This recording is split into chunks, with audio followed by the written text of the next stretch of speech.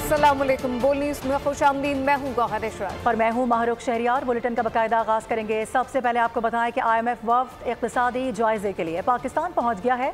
Secretary ख़जाना की सरबराही में वफ़द ने IMF हुक्काम से मुलाकात की है, जिसमें पाकिस्तान ने IMF को रवा माली साल की शिशमाही कारकर्दगी रिपोर्ट पेश की है। IMF को बजट अहदाफ के हुसूल पर इब्तिदाई ब्रीफिंग दी गई। पाकिस्तान और IMF के दरमियान मुज़ाकरात 2 हफ्ते तक जारी रहेंगे। IMF वफ़द की क़यादत नॉर्थन पोर्टर के साथ वज़ीर ख़जाना मोहम्मद औरन से पॉलिसी लेवल पर मुज़ाकरात होंगे। पाकिस्तान सरबराही में वफ़द ने IMF हुक्काम से मुलाकात की है। ये वो दौरा है जिसका काफ़ी टाइम से इंतजार किया जा रहा था। बताया जा रहा था कि ये वफ़द जैसे ही पाकिस्तान पहुंचेगा, इसमें सबसे पहले एक अहम मामला डिस्कस किया जाएगा, जिसमें तनख्वाहदार तबके पर जो टैक्सेशन है उसके हवाले से भी गुफ्तगू की जाएगी। IMF वफ़द इक़्तिसादी जायजे के लिए पाकिस्तान पहुँच चुका है। तफसीलात लेंगे। उमर हयात खान हमें ज्वाइन कर रहे हैं। उमर, बताइएगा।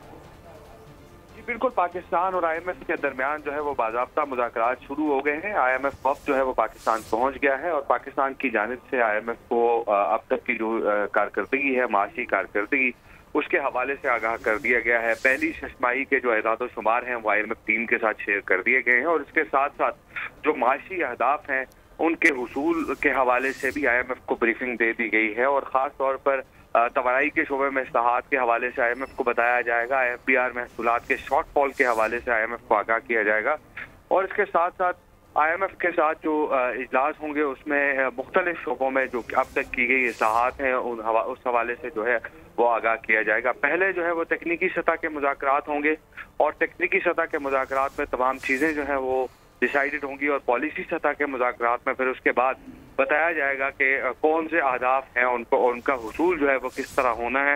ये IMF की जानिब से पाकिस्तानी हुकाम को बताया जाएगा और बजट 2025-26 के हवाले से IMF वफ़द से जो है वो अपनी तजावीज़ भी फराहम करेगा। जी सही, ठीक है। अपडेट करने के लिए आपका बेहद शुक्रिया उमर। अदालती मामलात का जिक्र करें। सेक्शन 94 का इतलाक उन पर होगा जो आर्मी एक्ट के ताबे हैं। इंसदाद दहशतगर्दी अदालत के फैसले के बाद मुल्ज़िमान आर्मी एक्ट के ताबे हो गए। जस्टिस जमाल मंदोखिल के रिमार्क से इस्तफसार किया गया कि इंसदाद दहशतगर्दी अदालत हवालगी की दरख्वास्त मुस्तरद कर सकती है। वकील सिविल सोसाइटी ने जवाब दिया कि अदालत को मुल्ज़िमान की हवालगी की दरख्वास्त मुस्तरद करने का इख्तियार है। सुप्रीम कोर्ट में सिविलियन के मिलिट्री ट्रायल के खिलाफ इंट्रा कोर्ट अपील पर समाअत के दौरान साथ आपको बताएं कि समाअत हुई। समाअत के दौरान जस्टिस अमीनुद्दीन खान ने रिमार्क्स में कहा, मुल्ज़िमान की हवालगी रिकॉर्ड का मामला है कि आपने आर्मी एक्ट के सेक्शन 94 को चैलेंज किया है।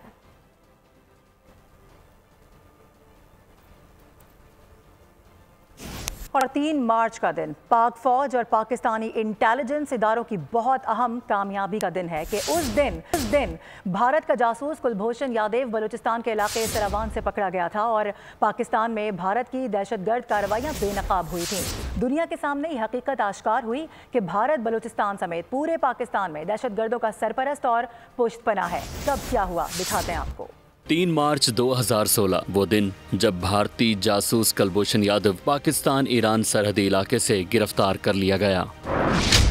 24 मार्च को पाक फौज ने साबित किया कि कुलभूषण यादव भारतीय बहरिया का अफसर है और भारतीय इंटेलिजेंस इदारे रॉ का एजेंट है और उसे पाक ईरान सरहदी इलाके सरावान से हिरासत में लिया गया है। हुकूमत पाकिस्तान ने 26 मार्च को भारतीय सफीर को तलब करके भारतीय जासूस के दहशतगर्दी में मुलविस होने पर बाज़ाब्ता एहतजाज किया। कुलभूषण यादव ने वीडियो बयान में एतराफ़ किया कि पाकिस्तान में दहशतगर्दी के लिए उसने कब, कहां और क्या क्या कार्रवाइयां की हैं। ये वीडियो 29 मार्च को सामने आई। अगले महीने अप्रैल में कुलभूषण यादव के खिलाफ बलूचिस्तान हुकूमत ने दहशतगर्दी की दफात के तहत FIR दर्ज करवाई। 10 अप्रैल को कुलभूषण यादव को फौजी अदालत ने दहशतगर्दी की सरगर्मियों में मुलविस होने के इल्जाम में सजाए मौत सुनाई। पूरे 1 महीने बाद 10 मई को भारत ने कुलभूषण की सजाए मौत रुकवाने के लिए आलमी अदालत इंसाफ से रुजू किया। 5 रोज बाद दरखास्त की समाअत हुई। अदालत ने दोनों जानिब के फैसले सुनने के बाद फैसला महफूज किया। आलमी अदालत इंसाफ ने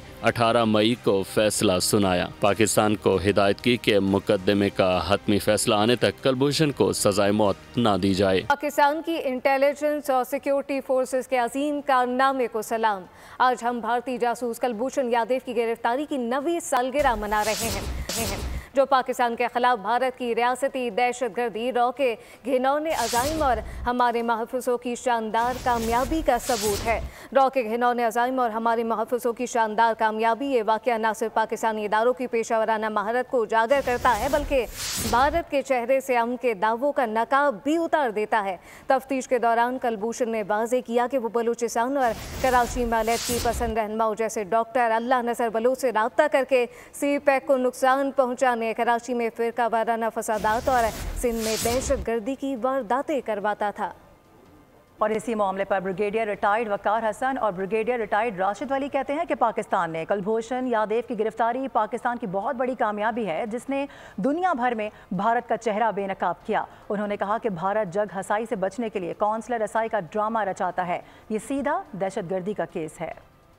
भारत का ये वतीरा रहा है डे वन से कि खुदा न खास्ता पाकिस्तान को अंडू करना है, और उसी सिलसिले की ये कड़ियां हैं। अभी बलूचिस्तान में जो दहशतगर्दी उसको फुल सपोर्ट कर रही है दोवल के अंदर। अब कुलभूषण का केस बहुत इंटरेस्टिंग है। एक तो आई थिंक बहुत बड़ी सक्सेस थी बिकॉज ये ब्लू बर्ड था रॉ का, और ये सर्विंग जो ऑफिसर्स हैं इंटेलिजेंस जनरली नहीं पकड़े जाते अपने दुश्मन मुल्क के अंदर, और क्योंकि इससे पहले कर्नल लेबल था रशिया का जो अमेरिकन ने पकड़ा CIA ने 56 में, और उसके बाद मेरा ख्याल है ये बड़ी मिसाल है कि इस लेवल का ऑफिसर पाकिस्तानी सॉइल से पकड़ा गया। बहुत बड़ी कामयाबी है, और ये 2 साल से इस चीज की गमाजी करता है। ये कैसा एक क्लियर एविडेंस है जो भारत की दहशतगर्दी का है, और इसको भारत ने जब टूल देने के लिए कौंसलर रसाई का ड्रामा रचाया, तो पाकिस्तान ने इंटरनेशनल लॉ के तहत चलते हुए उसको तमाम मराहिल से उसको इंटरनेशनल लॉ के मुताबिक उसको सॉल्व करने की कोशिश की। इसकी वजह से ये 2 साल से ये तवालत पे केस पड़ा हुआ है, जो बड़ा कट एंड ड्राइड एक दहशतगर्दी का केस है।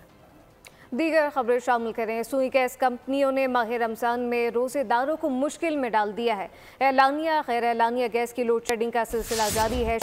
शहरी परेशान है। सहर अफ्तार में गैस नहीं होती है। वज़ीर आज़म ने गैस की अदम फराहमी पर नोटिस ले लिया। सहरी हो या इफ्तार, शहरी गैस की किल्लत का है शिकार। सुई गैस कंपनियों के दावे हुए बेकार। मुल्क भर में गैस ने अवाम का मीटर घुमा दिया। सहर व इफ्तार में रात 3 बजे से सुबह 9 बजे तक और दोपहर 3 बजे से रात 9 बजे तक गैस की बिला तातुल फराहमी का ऐलान किया गया था। खवातीन इंतजार करती रह गईं। कई शहरों से गैस आने की शहादत तो मिली, लेकिन कम प्रेशर की वजह से न सहरी बन सकी न इफ्तारी। इस सारी सूरत हाल का वजीर आजम शहबाज शरीफ ने नोटिस ले लिया। सहर इफ्तार में गैस की फराहमी के लिए फौरी इकदामात की हिदायत कर दी। सुई सदरन गैस कंपनी ने यकीन दहानी कराई कि गैस प्रेशर में 10% इजाफा किया जाएगा। साथ ही सहरी और इफ्तारी में 30 से 45 मिनट पहले गैस की फराहमी शुरू कर दी जाएगी। कराची में गैस का बहरान शिद्दत इख्तियार कर गया है। सहरी में गैस है ना ही इफ्तार में, जिससे शहरी काफी परेशान दिखाई दे रहे हैं। बात करेंगे, हमारे साथ मौजूद है हमारे नुमाइंदे मोहम्मद काशान। बताइएगा इस वक्त आप कहाँ पर मौजूद हैं और ये मसला अभी भी जूं का तू है? बिल्कुल देखिए, कराची में गैस का बुरहान जो है वो एकदम इख्तियार कर गया है। ना सहरी के टाइम पे गैस होती है, ना इफ्तार के टाइम पे गैस होती है। इस टाइम में मेरे हमारे शहरी मौजूद, उनसे बात करेंगे। सर ये बताइए, गैस आती है या नहीं आती है? नहीं सर, नहीं आती। ना इफ्तारी में आती है और ना सहरी में आती है। ये सिलेंडर जो पीछे पड़े हुए दुकान वाले माफिया ही हैं, ये 250 रुपये किलो मिल रहे हैं। यहाँ रोज़गार पहले से ही नहीं है, रश का चलाते हैं हम, रोज़गार है ही नहीं। ना सहरी के टाइम आती है और ना इफ्तारी के टाइम आती है गैस। क्या कहना चाहेंगे हुकूमत को? 3 बजे शेड्यूल जारी करा था, शेड्यूल के मुताबिक? बिल्कुल ही शेड्यूल के मुताबिक चलो तो हमारे लिए थोड़ी आसानी होगी, कि रोज़गार पहले ही नहीं है, कारोबार पहले ही नहीं है, परेशान है। और ये ना इफ्तारी के टाइम आती है और ना सहरी के टाइम आती है। घरेलू खवातीन को भी सहरी और इफ्तारी बनाने में शदीद मुश्किलात का सामना करना पड़ता है। जबकि सुई गैस की जानिब से शेड्यूल भी जारी किया गया था, उसके मुताबिक भी हम देख रहे हैं कराची के मुतादिद इलाकों में रात गए तक गैस मौजूद नहीं होता। ना सहरी के टाइम पे गैस होती है, ना इफ्तारी के टाइम पे गैस मौजूद होती है। आपका बहुत शुक्रिया। कराची की मुकामी मार्केट में फल हो या फिर गोश्त, हर चीज़ महंगी हो चुकी है। कहीं भी सरकारी कीमत पर अमल दरामद कराने वाला कोई नहीं। हमारे नुमाइंदे कफील अहमद इस वक्त शहाबुद्दीन मार्केट सदर में मौजूद है। तफसील उनसे जानते हैं। कफील बताइएगा। दूसरा रोज़ा है और वही हैं जो गुज़िश्ता चंद सालों में जो है वो दिखाई दिए हैं कि जो सरकारी रेट हैं वो अलग हैं और जो मार्केटों में इस वक्त रेट हैं वो। कैमरामैन से ज़रा मैं कहूँगा आगे बढ़ते हुए नजर आए हैं, और इस वक्त यहाँ जो शहरी मौजूद हैं उनसे भी हम बात करने की कोशिश करेंगे। अस्सलाम वालेकुम अंकल, कैसे हैं? ठीक हैं? प्राइसेस कुछ कम हैं, जो सरकारी रेट पर अमल दरामद कुछ है या नहीं? थोड़ा बहुत है तो सही। लेकिन जो मैंने पूछे जिस तरह ये 300 से 400 बता रहे हैं और इसी तरह खरबूजा 150 से 200 है। वो रेट तो वही दे रहे हैं मगर अभी खास रिलीफ तो नहीं है ऐसा। अच्छा रिलीफ नहीं है। हाँ। तो ये जो जिनकी जिम्मेदारी है वो लोग आप समझते हैं कि बाहर नहीं आते जिसकी वजह से ये प्राइसेस जो हैं वो डबल से डबल हो जाती हैं? डबल तो होती है मगर अभी क्या करें, जो वक्त के साथ चलना है, सब काम करना है। आवाम ने भी कॉम्प्रोमाइज़ कर लिया आप समझते हैं? वो क्या करें, मजबूरी है ना। प्राइसेस जो कंट्रोल करने के लिए कोई इक़दाम दिखाई नहीं देते और मार्केटों के अंदर मखसूस जगहों पर जो है वो रेड की जा रही है या अगर हम बात करें चेकिंग की जा रही है, वरना अमूमन पूरे शहर के अंदर जो रेट ऊपर हैं और कहीं भी सरकारी रेट। बहुत शुक्रिया।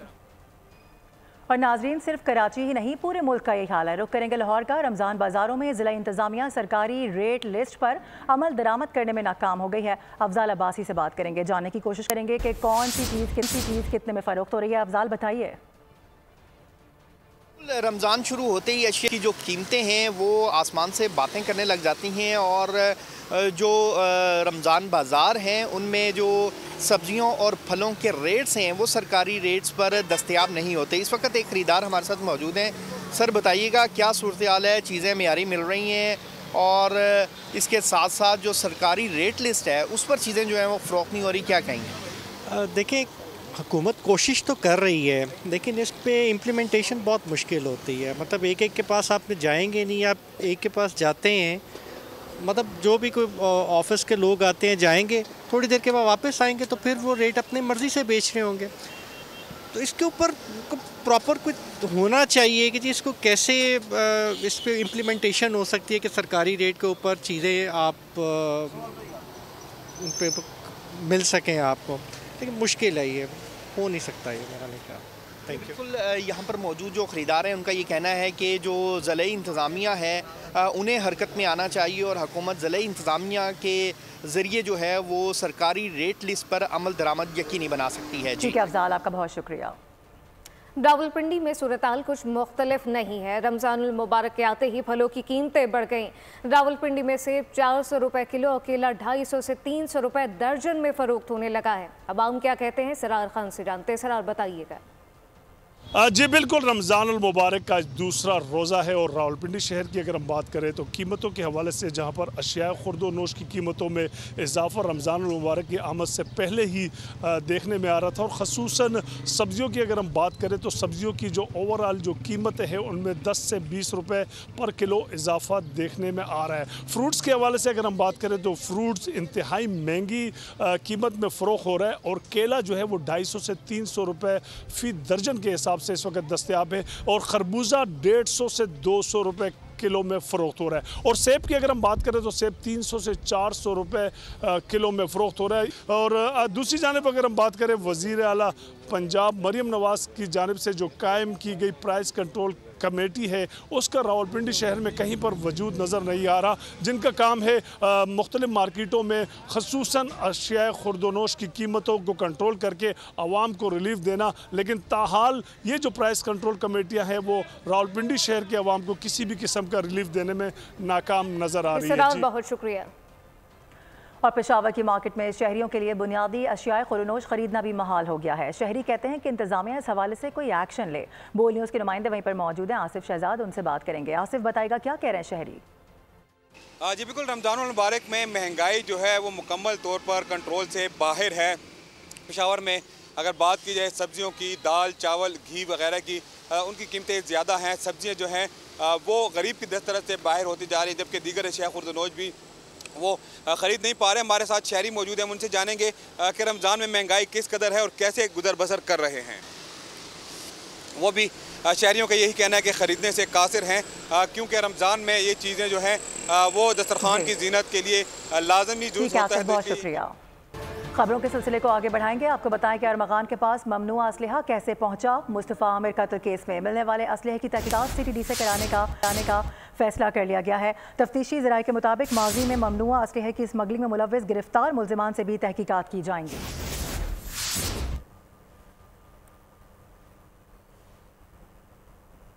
आगे बढ़ेंगे। आपको बताएं, कराची बोर्ड बेसन के इलाके में शाहजैन मरी का सिक्योरिटी गार्ड के हमरा शहरी पर तशद्दुद का केस। DIG साउथ ने फरार मुल्जिमान की गिरफ्तारी के लिए IG सिंध को खत लिख दिया है।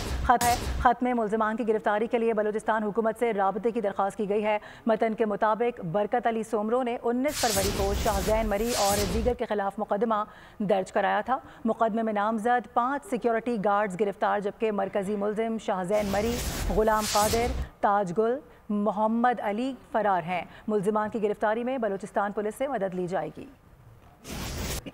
मौसम की सूरत हाल का जिक्र। मुल्क भर में बारिशों का नया स्पेल। पंजाब, खैबर पख्तूनख्वा, बलूचिस्तान में बादल बरस पड़े।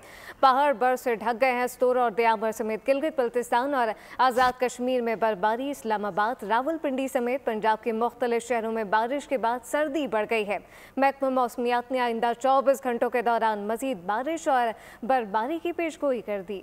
मुल्क भर में बादलों की फिर एंट्री। जाती सर्दी लौट आई। स्तौर और दियामिर समेत गिलगित बल्तिस्तान के पहाड़ों पर बर्फबारी। स्तौर के बाला इलाकों में कई सड़कें बंद, लोग घरों में महसूर हो गए। स्कर्दू शहर और मुज़ाफात में बर्फबारी के बाद इस्लामाबाद से स्कर्दू के लिए मामूल की परवाजें मंसूख कर दी गयी। मुजफ्फराबाद, वादी नीलम, बाग, नकियाल समेत आज़ाद कश्मीर के बेशतर इलाकों में बारिश और बर्फबारी का सिलसिला जारी। पीर चनासी, मकड़ और गंजा पहाड़ पर बर्फबारी से नजारे हसीन हो गए। लाहौर के मुख्तलिफ इलाकों में वक्फे से बारिश। शेखोपुरा, उकाड़ा, मुल्तान, हाफिजाबाद, हरीपुर, हसन अब्दाल, झंग, कंदिया और चनियोट में भी बादल बरस पड़े। जुड़वा शहरों में रिमझिम से मौसम खुशगवार हो गया। पेशावर समेत खैबर पख्तूनख्वा के मुख्तलिफ अजला में बरसात का नया सिलसिला रंग जमाने लगा। बलूचिस्तान के इलाकों किला अब्दुल्ला, पशीन, हरनाई, मुस्लिम बाग, लोरालई में कहीं हल्की कहीं तेज बारिश।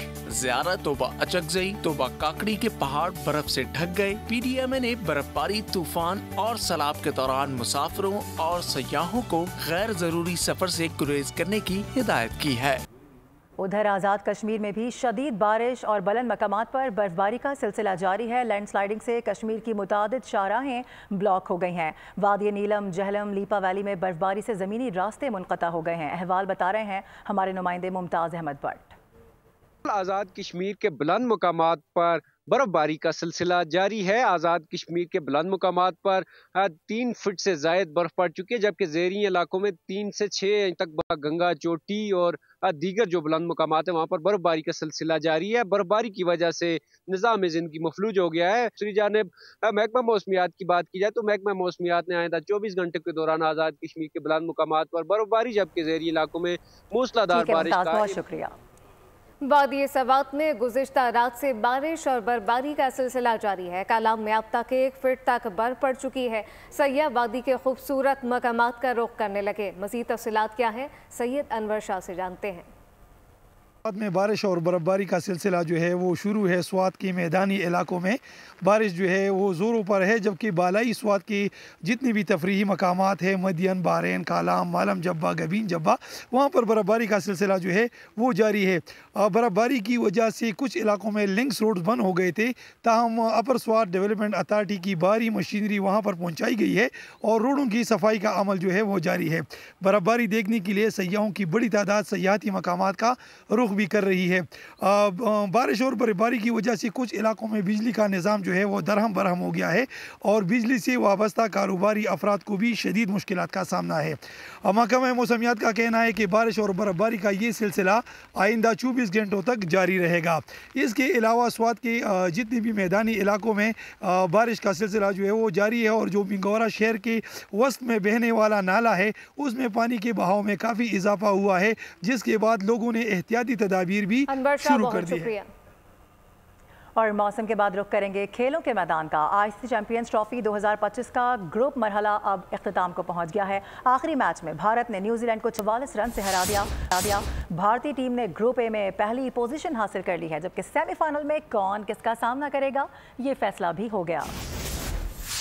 चैंपियंस ट्रॉफी के ग्रुप मरहले का आखिरी टाकरा भारत की न्यूजीलैंड के खिलाफ 44 रन से फतह। 250 रन के ताकुब में कीवी टीम 205 रन पर ढेर हुई। इवेंट में पहला मैच खेलने वाले भारतीय स्पिनर वरुण चक्रवर्ती ने 5 शिकार किए। भारतीय टीम तीनों मैचेस जीतकर ग्रुप ए में पहले नंबर पर रही। सेमीफाइनल में भारतीय सूरमा ग्रुप बी की दूसरे नंबर की टीम ऑस्ट्रेलिया के मध्य मुकाबला आएंगे। ये मैच मंगल को दुबई में खेला जाएगा। न्यूजीलैंड की टीम ग्रुप ए में रनर अप रही। दूसरे सेमीफाइनल में कीवीज का जोड़ प्रोटीज से पड़ेगा। मैच बुध को कजाफी स्टेडियम लाहौर में खेला जाएगा। चैंपियंस ट्रॉफी का फाइनल 9 मार्च को खेला जाएगा। अगर भारत फाइनल में पहुंचा तो मैच दुबई में होगा, वरना ऑस्ट्रेलिया की टीम न्यूजीलैंड या जनूबी अफ्रीका से लाहौर में फाइनल खेलेगी। दोनों सेमीफाइनल्स और फाइनल के लिए इजाफी दिन रखे गए हैं।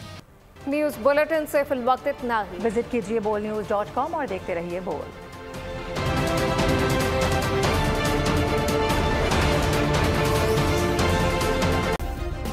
सब्सक्राइब करें और बेल दबाएं ताकि कोई खबर रह न जाए।